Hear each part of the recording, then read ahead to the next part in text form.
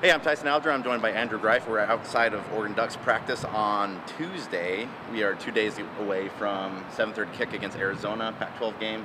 Andrew, we're kind of getting down to the nitty-gritty for this game. What were some of the things we heard today? I talked to tight ends coach Tom Osborne for a while. He always likes to talk, and I always oblige him. He's usually a pretty good quote. Great quote. He was talking today about the tight end play last week. They only carried two with Johnny Munt and Farrell Brown. He said Farrell Brown is the healthiest, that's why he's playing the most, but that he's played really well when he does get in there. Evan Bayless didn't travel. He couldn't disclose why. Don't know if he'll be back this week at all. But he said that the thing that's most underrated about this team through 4 games, if you can say something's underrated about a number 2 team in the country, 4-0, is their mental toughness. He said several times they've been down and that other teams may have folded, but this year's personality has shown through basically. And the example he used for that was turnovers. They've lost 1 turnover all year. He said if they averaged 3 turnovers a game, like the league average, they'd be 2-2 right now. Which I think is totally fair to say. But they needed every drive they could get against Michigan State and Wazoo. So that was kind of the roundup from the tight ends. What about Marcus Mariota spoke a little bit today? Yeah, a lot has been talked about the defense this week, about how Arizona's got a big offense coming in, and honestly, Oregon's defense is a little shaky.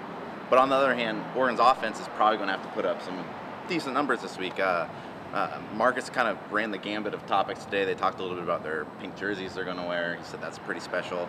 We talked a little bit about Thomas Tyner, who in that Oregon backfield, he's actually kind of been like the most unheralded of the 3 so far. He had a lot of hype coming in. He's last in carries. No, he's not last in carries. He's last in yards. But I was talking to Thomas as well, and he said a lot of it has to do with just running hard, hitting those holes hard, and kind of making it through some of those arm tackles that we've seen. He's had about 6 runs that have been cut short just due to just tripping up on one of those last tackles. And he said, frankly, he's not doing well enough in those aspects of the game right now. And he's 220 pounds, big guy, fast guy.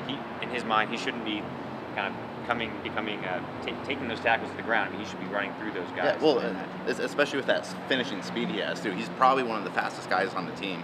And if he can get through those, no one's going to catch him on the way to the end zone. Yeah, and he's been a kick returner too. Osborne said that basically the way they choose these punt returners and kick returners is just game by game. He said that there's no real rhyme or reason why Tyner's back there one game, why Devin Allen's back there. It's just they look at each team. They don't necessarily think, oh, Devin's been good, we'll let him go the rest of the season, or Thomas has been pretty good, we'll let him be one of those 2 kick returners. It's just how they've been practicing, and they have enough options. They can juggle with those guys, and they feel good about it. So we got 2 days till kickoff, 7:36. Yep. Wear pink. Are you wearing pink? No. Neither am I. But we'll see you at 7:30 on Thursday night.